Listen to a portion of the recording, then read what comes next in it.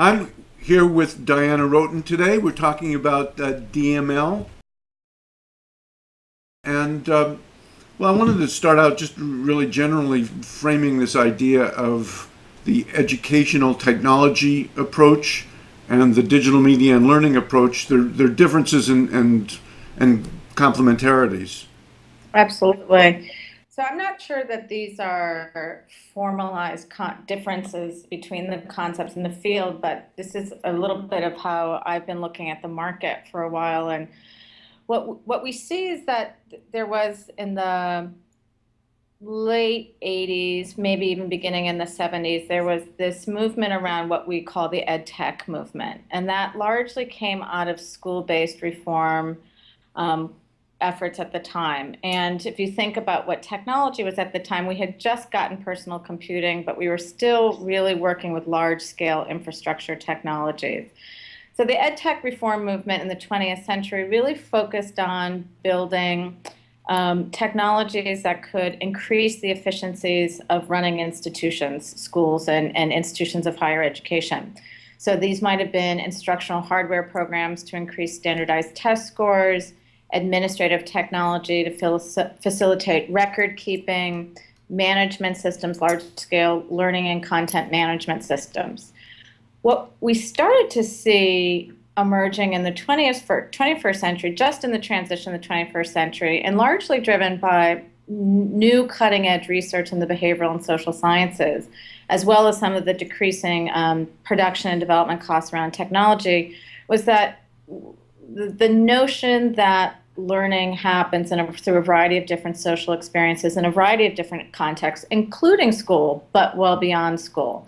And sort of as a result of the confluence between those research results and the changing costs of development, we started to see the emergence rather of more digital media and learning tools, products, and services.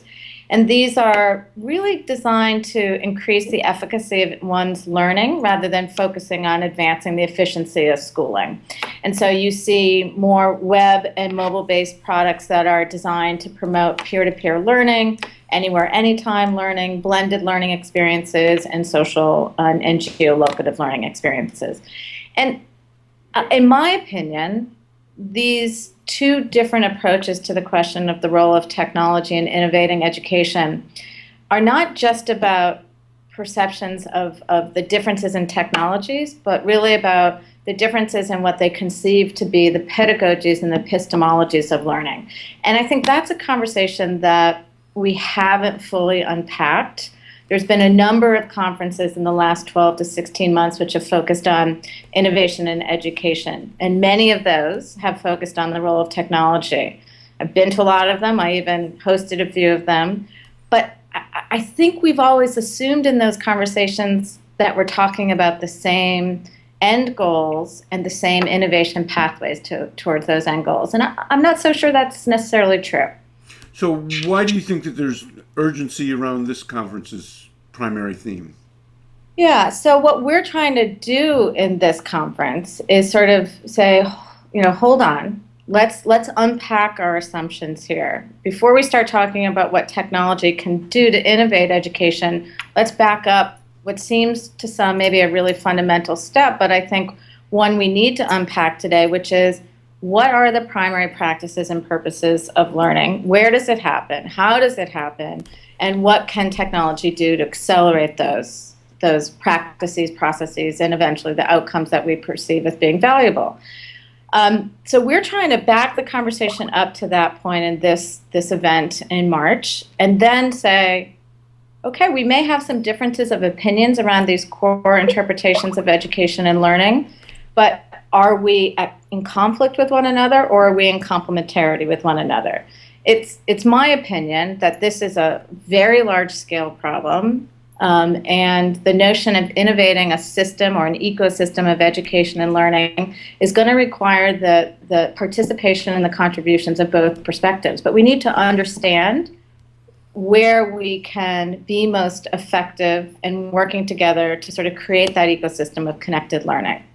Okay, so focusing in a little bit more, what was the thinking behind the selection of the call topics for the conference? Sure.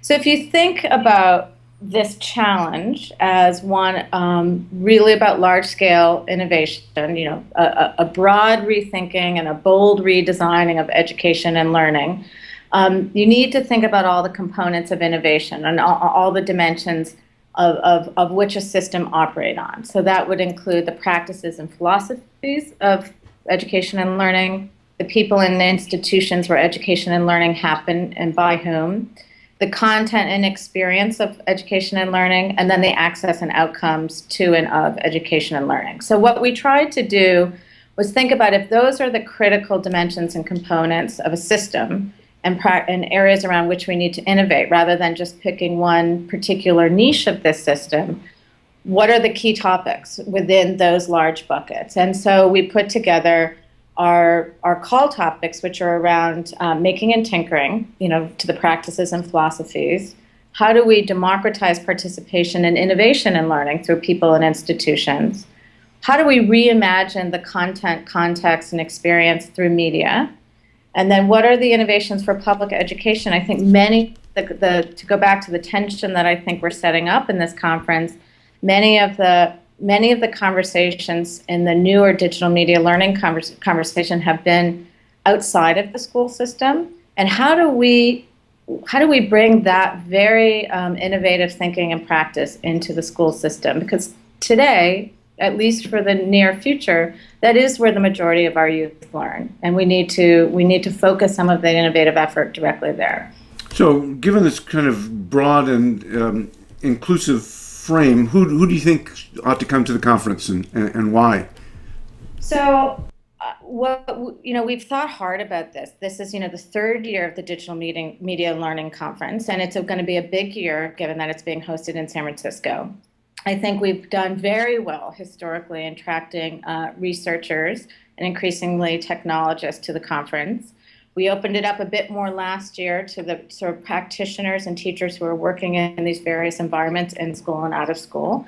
And this year, we'd like to keep that constituent base growing. And we'd also like to ensure that we get some of those Silicon Valley entrepreneurs and some of those capital investors, because it really is a conversation amongst all of these stakeholders. If you're going to build a very big innovation play in a large-scale, multifaceted system like we're talking, you need to be able to press on all those pain points. And so we're really seeking to create a diversified audience and to really be provocative in the session so that, again, to go back, some of these assumptions that are unspoken in previous contexts. We really want to get these different stakeholders talking to each other about what it is they experience in their practice and what it is they see from their perspective of investing, so we can start figuring out how to do this in a collaborative fashion. That seems particularly important from where I sit in the Bay Area, because I haven't seen a great deal of connection between the education-based and learning-based community and the very rich collection of startups and larger institutions who are looking particularly at online learning from a commercial aspect. So this, as far as I know, is the first attempt to bring all of those players together to talk about the mutual landscape, I think. It couldn't be more important. I think there's no other market in which products are built without really significant user input. And if we don't start doing that in this sector, we're failing, the teachers and the students and the parents who are intended to be the direct beneficiaries of all this entrepreneurial activity. So, yeah, I think it's a really important marriage to start to broker. So given what we've spoken about, what are your thoughts on the selection and the makeup of the conference committee and the keynote? Great.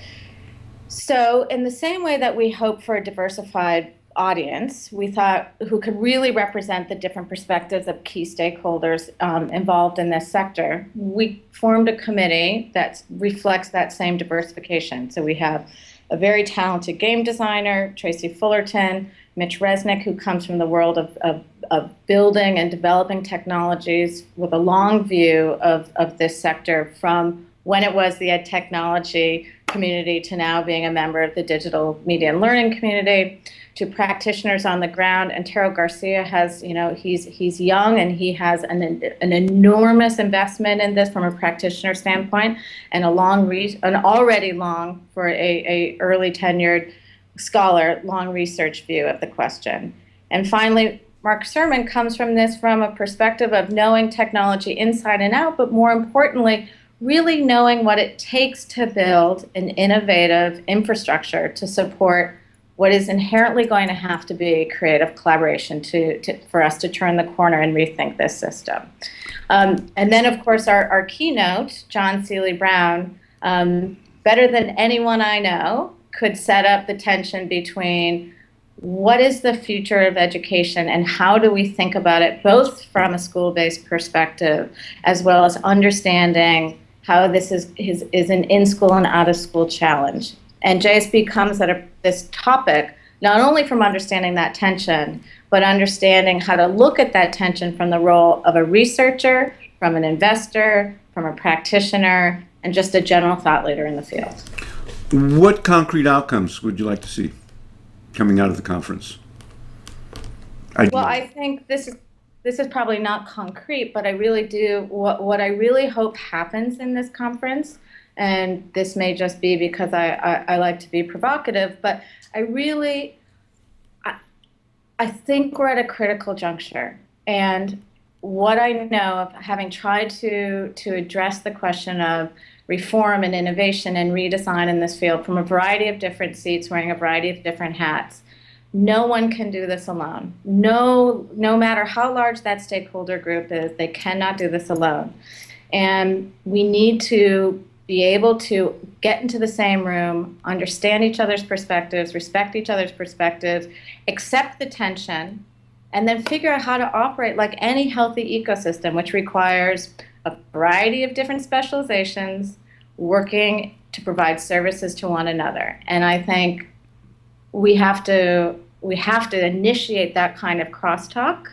And that's one, again, perhaps not entirely concrete, but very critical objective of the conference.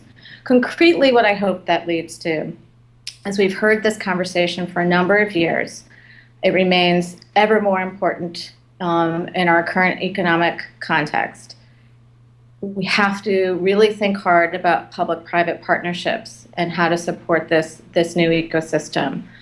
I think given that this event will be happening in the Valley, I can't think of a better place in which those conversations could not only happen, but actually turn into real commitments of action that can be taken between private capital, private actors, public actors. And so I hope to set up a number of conversations in the event that will lead to concrete agreements of that type. Wonderful. This frames the conference really well, and I hope attracts some people who might not otherwise have decided to come. So thank you. Great. Thank you. Look forward to seeing you.